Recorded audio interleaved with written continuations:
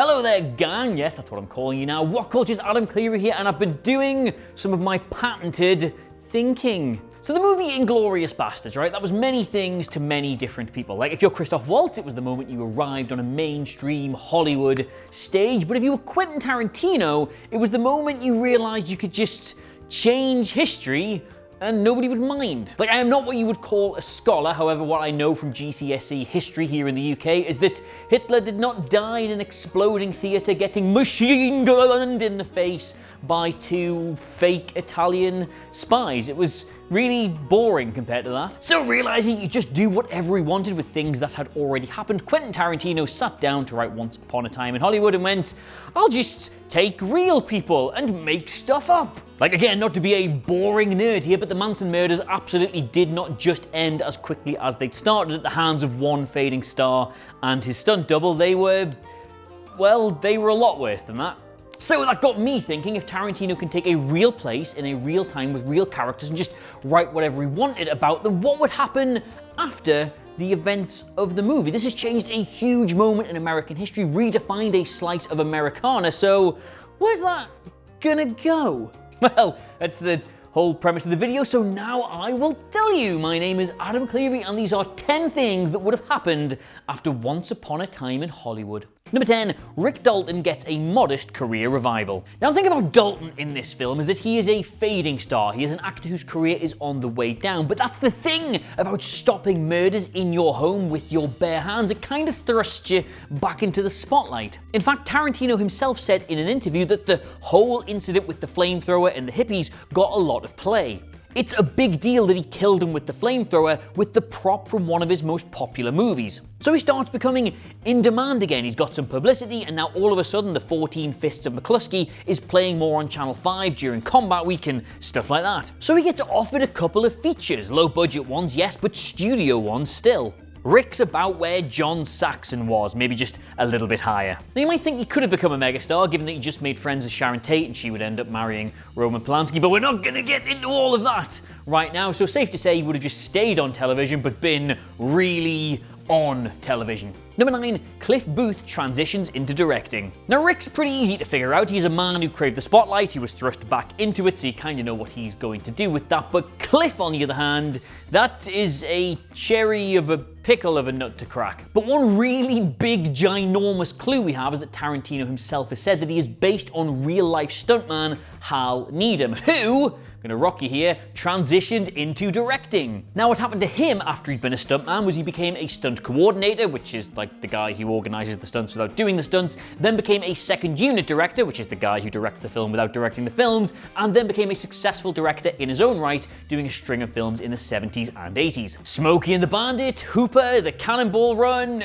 no, me neither. And if you think about it here, the guy presented in the film is not somebody who would want to stop being a stuntman. He loves that, but the injuries sustained at the hands of the Manson family mean that he probably wouldn't have been able to, so would have moved into the next most adjacent career path, directing the stunts, and then directing the not film, and directing. You see how it works. Number 8, Sharon Tate becomes an Oscar-winning A-lister. Now, at the time of that fateful night in Hollywood that happened in real life, Sharon Tate had only starred in one movie with her legendary director husband. That was 1967's The Fearless Vampire Killers, for which she received a Most Promising Newcomer award at the Golden Globes that year. Now, of course, tragically, she was killed in 1969, but if she hadn't been, she wasn't in this film, and while yes, we do have a habit here on planet Earth of over-mythologicizing the dead, it's fairly safe to say that her and Polanski would have become the Hollywood power couple throughout the 1970s. Like, she was an actress already, and she was a really promisingly good actress who was now married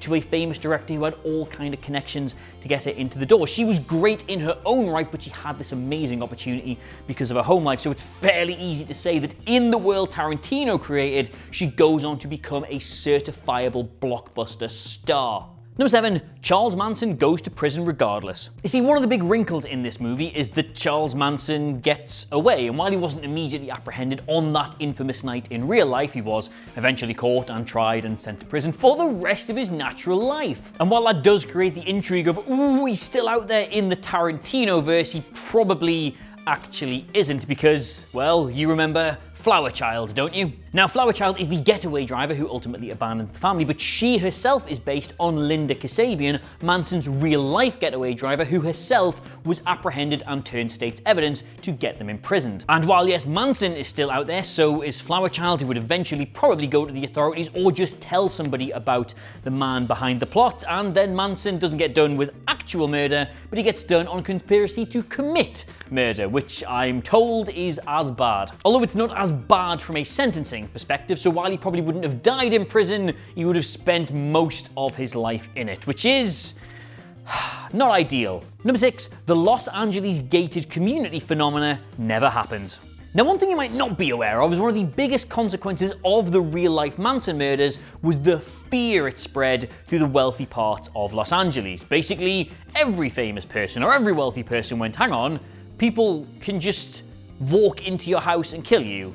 Wow, that could be me! And what happened was Los Angeles went from being one of the most open, one of the most poorest cities in the entire world to a place where everyone was understandably terrified and quite paranoid. According to one reporter, it went from being a place where you could walk up to your neighbor's door and ring the bell to just this city of gated, sealed-off communities. Now, don't get me wrong, what happened in the film would still have generated headlines, but nothing really bad happened. The good guys won, the evil people trying to come up to your house, that didn't really have the desired effect, and so the fear and the paranoia probably wouldn't have been anywhere near the same. It's just a bit of a strange story in this. And if you don't have the gated communities, then Hollywood for the rest of time becomes a far more welcoming, less vicious, less hard, less brutal place to live. And while that might not seem a big consequence for something to talk about from a film, it would completely change the landscape of so many other movies that could be set there. So watch this space. Number 5, Roman Polanski's life is different.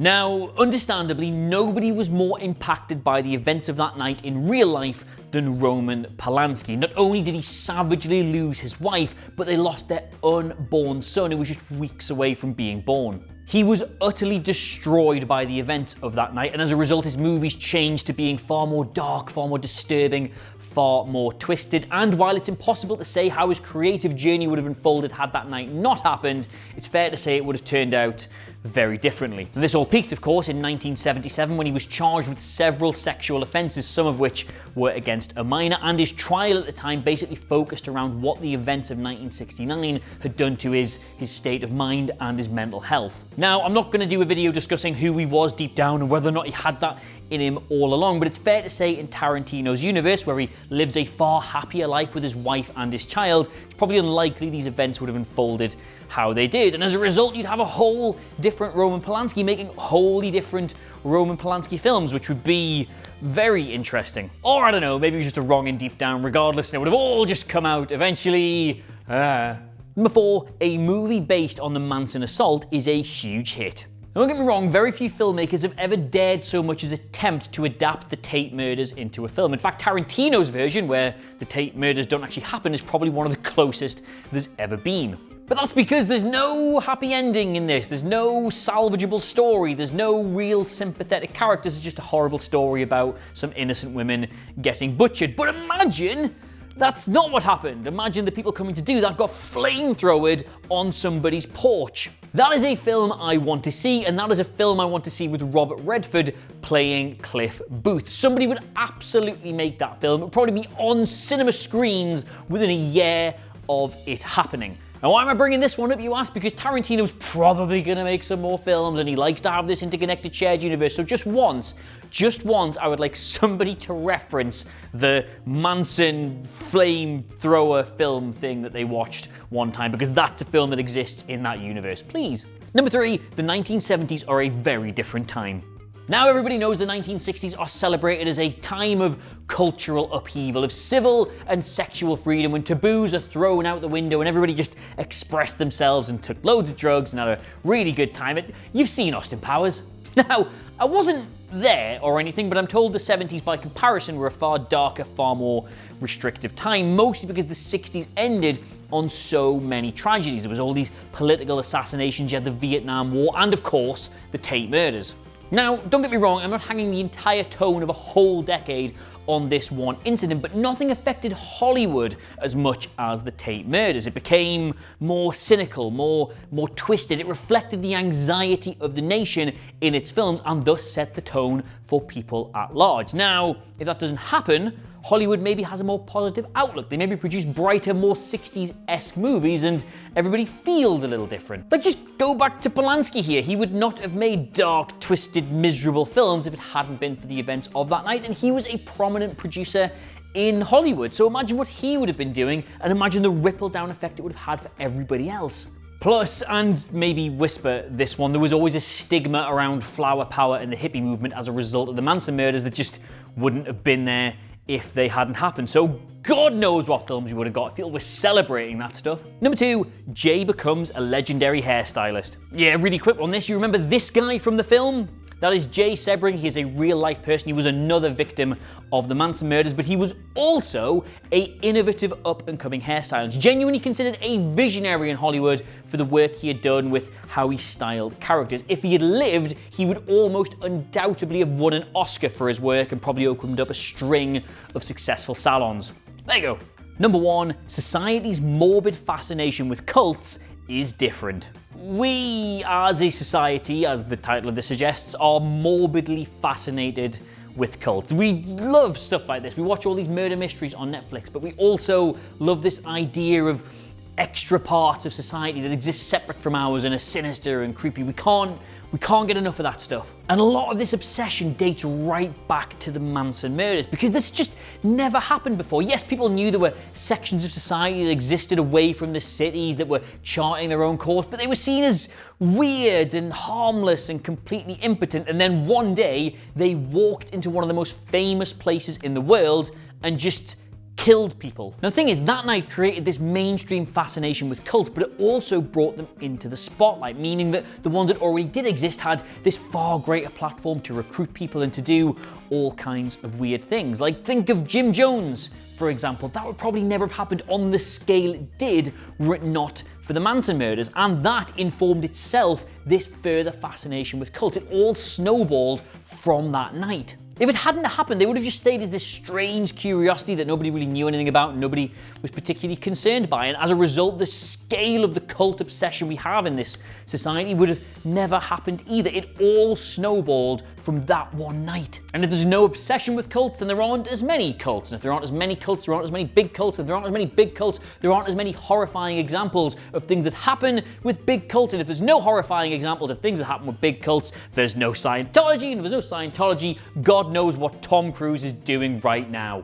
So there you have it. Those are 10 things that would have happened after Once Upon a Time in Hollywood. I couldn't think of a clever title for this that was like Once Upon Another Time in Hollywood or Once Upon a Later Event in Hollywood because, God bless me, I'm just not that good. Anyway, let's know what you made of them all in the comments below. Of course, don't forget to like, share, and subscribe. If you've got any of your own, I would dearly like to hear them. But in the meantime, thank you so much for watching. I had a spare room. I painted it green. Nothing to see here.